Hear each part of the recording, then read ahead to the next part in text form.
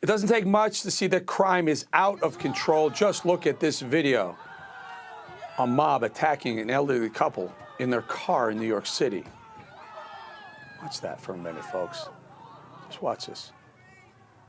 And for some reason, the left is doubling down on the very policies fueling this chaos. The national vibe is disorder. And it starts from the top down, from an absent-minded, often lost Biden to weak-on-crime city mayors like Chicago's Lori Lightfoot. Just this past Friday, I predicted that city, my city, would have another weekend of violence. And sadly, I was proven right. And here we are on another Monday, totaling up the stats. At least 32 people shot, 7 people killed over the weekend in the Windy City. The weekend before that, Chicago had 42 shot, 8 killed. Folks, that's in 2 weekends. There were at least 75 shot and 15 killed.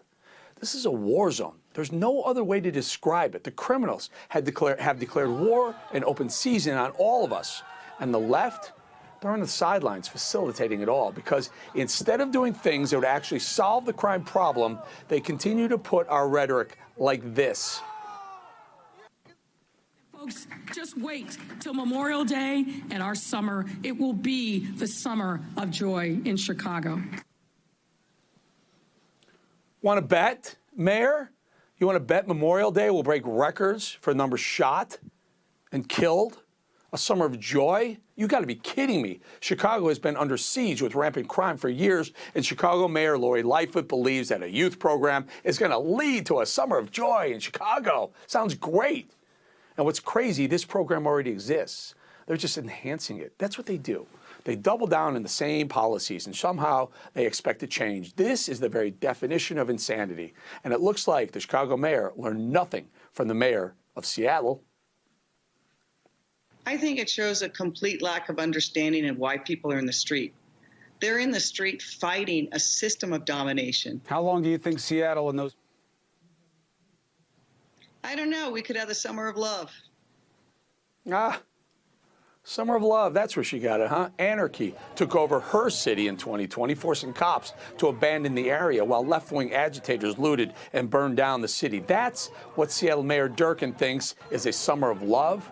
By the way, she had to walk back that comment because what followed was chaos and violence and not love.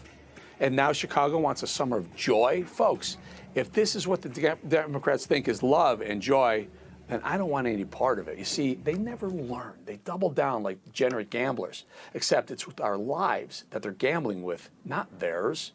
And because of the weak on crime mentality, thugs are now targeting political opposition. Chaos breaking out after Antifa shows up to a GOP rally in Portland, Oregon. It took over 20 minutes for cops to respond to that as Antifa assaulted rally attendees, hurling smoke grenades, paint-filled balloons, and fireworks. This is Biden's America.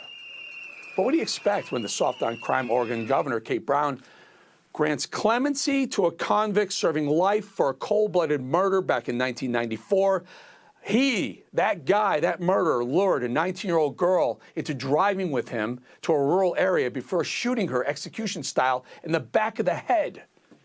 This is Democrat logic. When crime rises, release criminals. You can't make this stuff up, folks. And folks, there's another startling trend going on in our parks. In my state, in North Charleston, a few miles away from where I live, South Carolina, dozens of shots were fired in a parking lot of a city baseball field during a Little League game. Look at the kids laying on the ground. Little League, they're too innocent, they're too young to be subjected to this. Look at that. This is unbelievable. As of now, no arrests have been made. And at a high school baseball game in Chicago, about a dozen rounds were fired, forcing players to drop for cover in fear of their lives. Look at that. Look at this. A ball game. Children, kids. Our children can't even play on the side anymore, outside. And this next crime is so disturbing. I got to warn you, the horrid details. In a New Orleans teenagers, just kids, are accused of murdering an elderly woman in a carjacking, forcing themselves into the car in an attempt to steal it. But the driver, 73-year-old grandmother, stuck in her seatbelt as they drove off. Her arm torn off, dying only minutes later. Witnesses completely horrified. I heard screaming like a like you're about to die sort of scream, like one you don't hear. It's just not a normal scream. I just started screaming and running because I just wanted to get this person from this car. And if I could do that, I could help this person. Everybody's out getting lunch, not worried about, whether or not they're going to live or not. It was one of the most grotesque, surreal, horrific things I've ever seen. Complete recklessness, abandon, no regard for human life. No regard for human life. It's unbelievable. And girls in the attack, they're only 15 years old. Children, there's no respect for human life at all. Like I said, grandmas, puppies, children are no longer safe in Biden's America. And in New York, Yanzi Wen, a food delivery worker, left on his scooter like always to start work.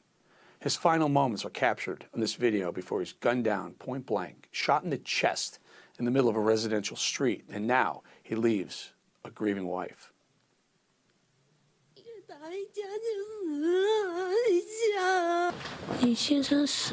She said, they told me your husband died. I told them they are lying. My heart broke into pieces. I told him, please stand up and come home with me. Family members say Yen was the most doting and hardworking father to 3 children, the youngest just 2 years old. It's got to stop. It's got to stop. It's America.